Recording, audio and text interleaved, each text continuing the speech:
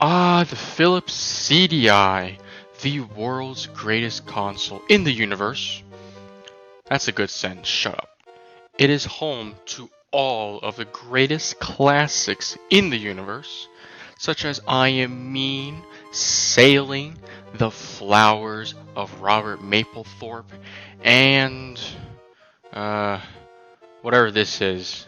I'm not sure what that is, sorry. But it doesn't look bad though. I might check it out if I can.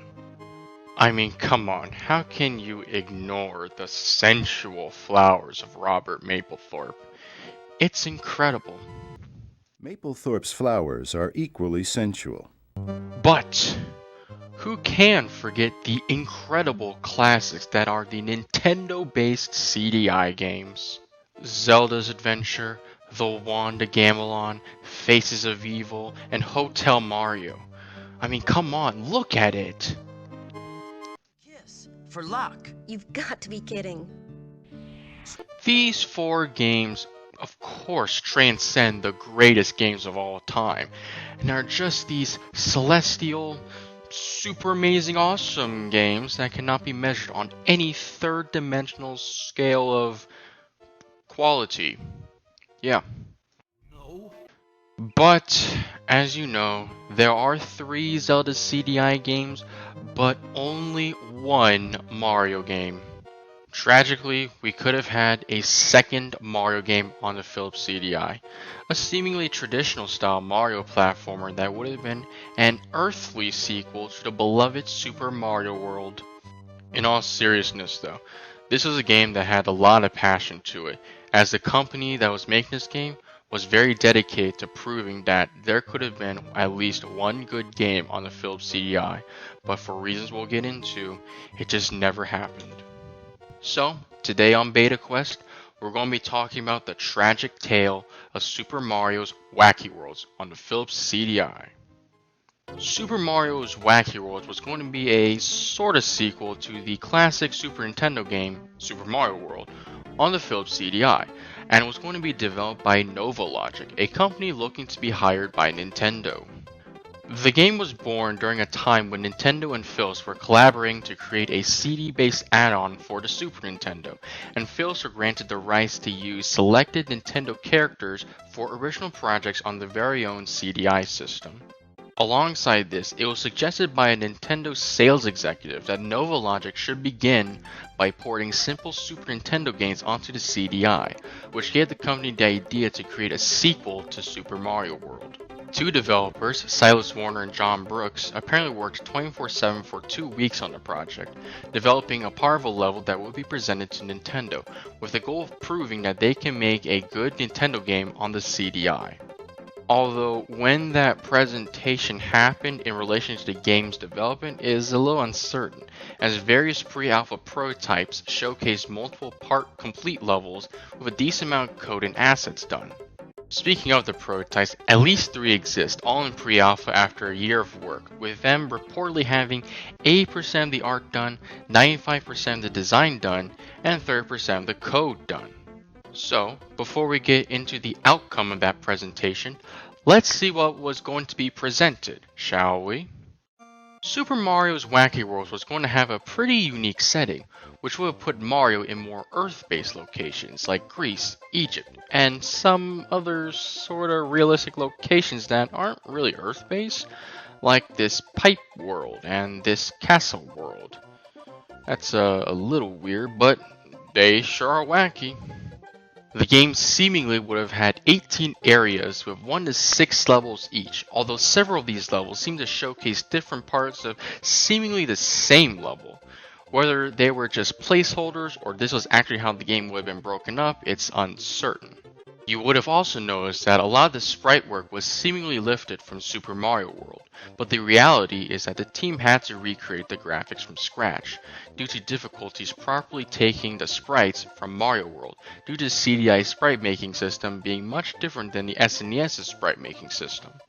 They were essentially just pirating their designs from Mario World, which allowed them to not only recreate Mario, but also get their own Koopa Troopa variations, as well as some original enemy designs based on the Mario World aesthetic, such as these walrus enemies in the ice levels. The prototype also featured a couple of recycled sound effects and music from Super Mario World, although it is believed that these were just placeholders, as CD quality music and sound effects would have likely been used. This is because Phillips would have likely wanted the game to have things like, FMV cutscenes and CD quality music, which the system wasn't really the best at doing, but whatever. You'll also notice that the backgrounds, like Faces of Evil and Wanda Gamelon, would have been comprised of handmade paintings, although unlike those games, these levels seem to have been designed more as traditional video game levels than whatever those games were trying to do, which is a step up, but whatever. But other than that, that's all we get from these prototypes, and weirdly enough, people seem to have reviewed the game based on these prototypes and criticized the game as broken and not very fun. Which I don't really understand why they would do that, since the game was never properly finished. If the game was released like this, that would be fair, but it wasn't. It wasn't even close to completion. It was a pre-alpha. Man. But anyway, we got our prototypes, and things seem to be going well. What went wrong? Well, during the presentation, Nintendo actually liked what they saw, but the game was unfortunately cancelled due to the CDI not doing very well sales-wise.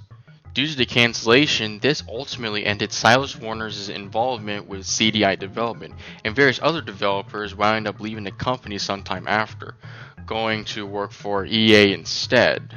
I mean, I would say that was not the wisest choice, but I guess this is before EA became a nonsense company, so alright. The game was also struggling to work under the very strict limitations of the Phillips CD-I, as the system was simply not as powerful as the SNES when it came to complex games like this.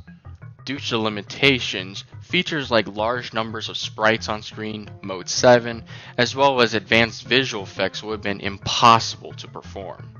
If anything, technical limitations were pretty much a universal obstacle that faced all of these Nintendo-based games, which partially resulted in the terrible quality games and the cancellation of another Mario title, Mario Takes America, which we'll talk about in a future video. But that was Super Mario's Wacky Worlds.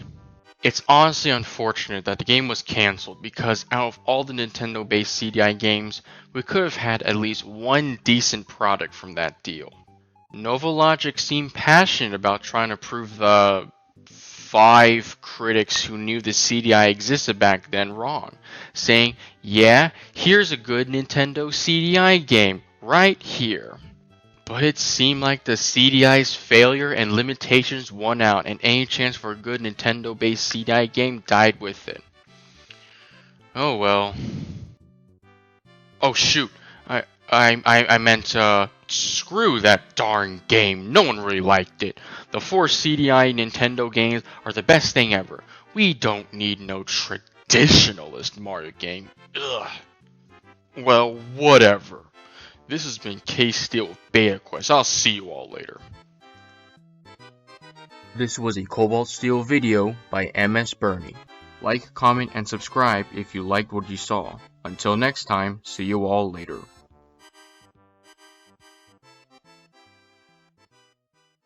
No.